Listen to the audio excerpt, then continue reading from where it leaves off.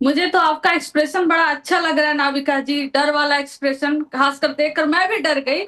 लेकिन नाविका जी एक डरिए बात मत, बताइए, आपको नहीं चुनाव लड़ना है, मुझे नहीं। नहीं, आपका एक्सप्रेशन देखकर एकदम डर वाला एक्सप्रेशन देखकर थोड़ा सा मुझे भी डर लग गया। आपका एक्सप्रेशन देखकर आपने अपने ही शो में शुरुआती दौर में अभी कहा कि रोहिंग्या रोहिंग्या बांग्लादेशी 4 बार आपने बोला होगा, लेकिन आपने यह नहीं मेंशन किया मैडम कि 2011 से जब भारतीय जनता पार्टी की ही सरकार है और बॉर्डर का पूरा काम उन्हीं का है, उन्हीं के हवाले है सेंट्रल गवर्नमेंट के, और आप अगर बिहार गवर्नमेंट में भी कहती हैं तो 2005 से तो इन्हीं के सरकार है, फिर कैसे बांग्लादेशी और रोहिंग्या आ गए? आप किसको चेक करना चाहते हो? इसे यह भी पूछिए, अगर घर घर जाकर आप वोटर रोल चेक करेंगे, लोगों का नाम चेक करेंगे, लोगों का नाम ऐड करेंगे, जो जिनकी डेथ हो चुकी उनका नाम रिमूव करेंगे, तो 2 करोड़ बिहार वासी आज बिहार छोड़कर बाहर हैं, वो उन पूरे परिवार सहित बाहर रहते हैं। वो आप उनको कैसे ऐड करेंगे? आप क्या उनको निकालना चाह रहे हैं? और जो हर साल बाढ़ आता है, अरे ये ऐसे करके आप मेरे सवाल को नल एंड वॉइड नहीं कर सकती हैं। ऑडियंस समझ रहा है,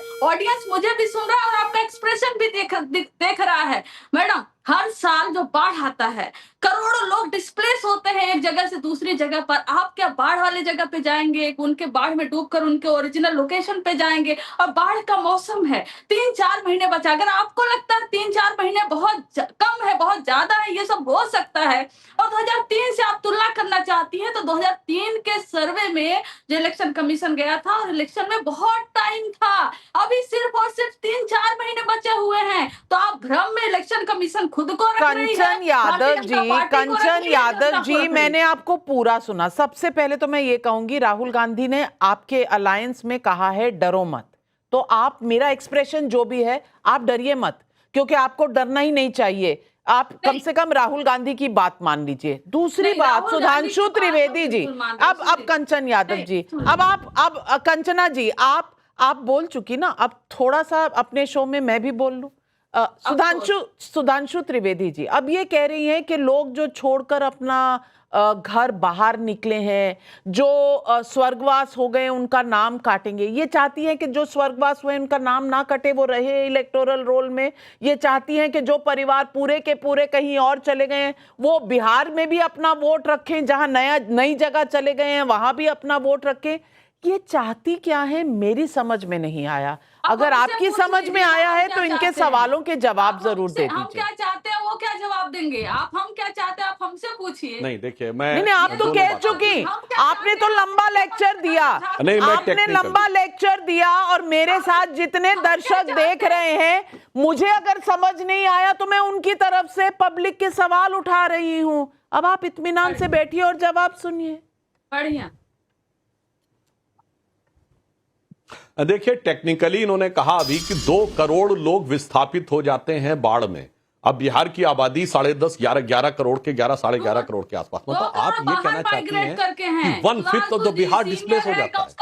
काम तो सही हो और मैं इसलिए कहना, 2 करोड़ बिहार से बाहर नौकरी पर चले जाते हैं या प्रवासी बन जाते हैं, ये कहा उन्होंने। अच्छा चलिए, अब ये भी बात सुनिए।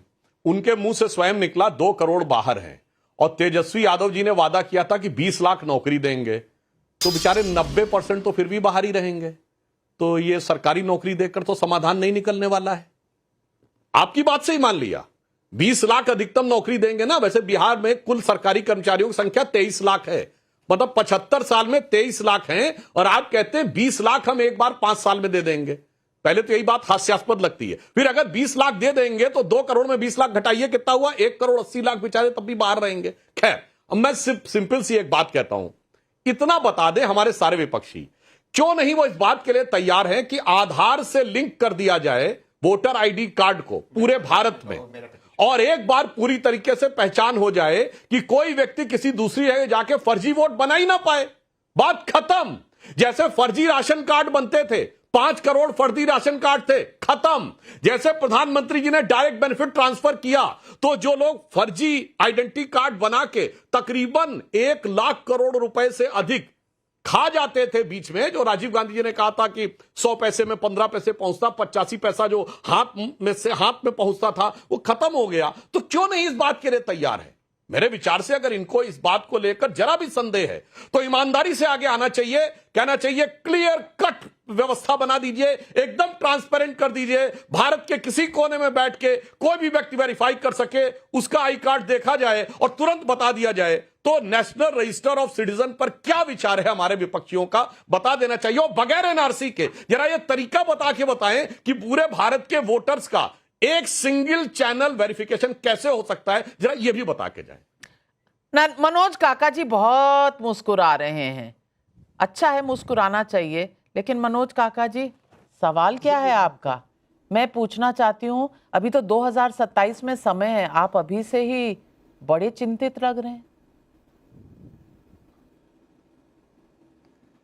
नहीं नाविका जी, आप दोनों बात कहेंगी तो कैसे चलेगा? आपने अभी कहा मुस्कुरा रहे हैं, तो मुस्कुरा रहे हैं तो इसके मायने तो यही है कि हम प्रसन्नचित्त हैं।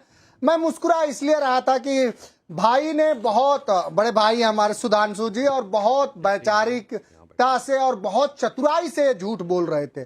इन्होंने एक आध शेर शायरी का, एक शायरी और है कि झूठों ने झूठों से कहा है सच बोलो, और घर के अंदर झूठों की एक मंडी है, दरवाजे पे लिखा हुआ है सच बोलो।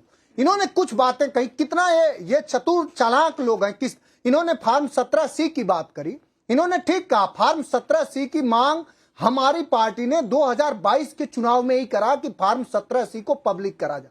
लेकिन साहब फार्म 17C को इलेक्शन कमीशन ने, जिसका आप बचाव कर रहे हैं, आप हैं तो भारतीय जनता पार्टी के, अगर जब इलेक्शन कमीशन से सवाल हुआ तो उसका कोई अधिकृत व्यक्ति आना चाहिए।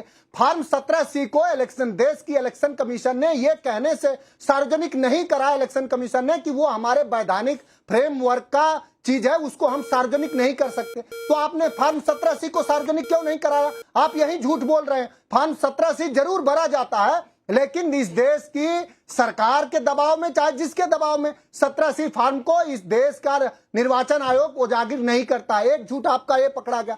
आप तेजस्वी पे जा रहे थे 20 लाख नौकरी का, 20 लाख 2 करोड़ में से 20 लाख घटा रहे थे। इस देश में सबसे ज्यादा नौकरी देने का भाषण नरेंद्र मोदी ने दिया साहब, 2 करोड़ प्रति साल। 11 साल हो गए, आपने देश के सदन में कहा, उसी सदन में जिसके आप सदस्य हैं, कि हम 7 साल में हम इतने सालों में 7,20,000 दे पाए। मैं आपसे जानना चाहूंगा कि 11 दूना 22 करोड़, 22 करोड़ में से जरा 7,20,000 घटा के बता दो कि कितने लोगों के साथ आपने झूठ बोला।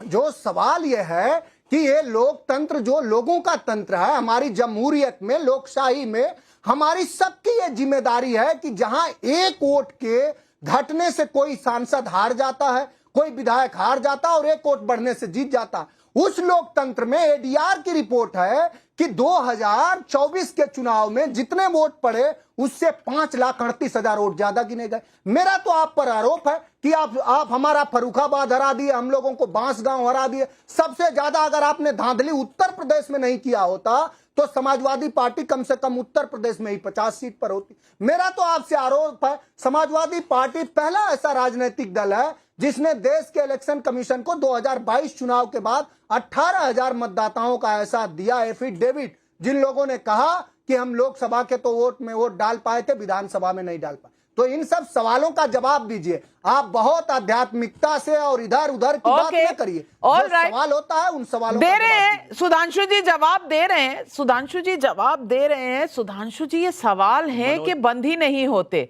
और पब्लिक के भी कुछ सवाल हैं। नरेश चौहान नीमराना राजस्थान से पूछ रहे हैं, अगर वोटर लिस्ट से फर्जी वोटर हटाए जाते या समय समय पर उसका रिवीजन होता है तो इसमें गलत क्या है?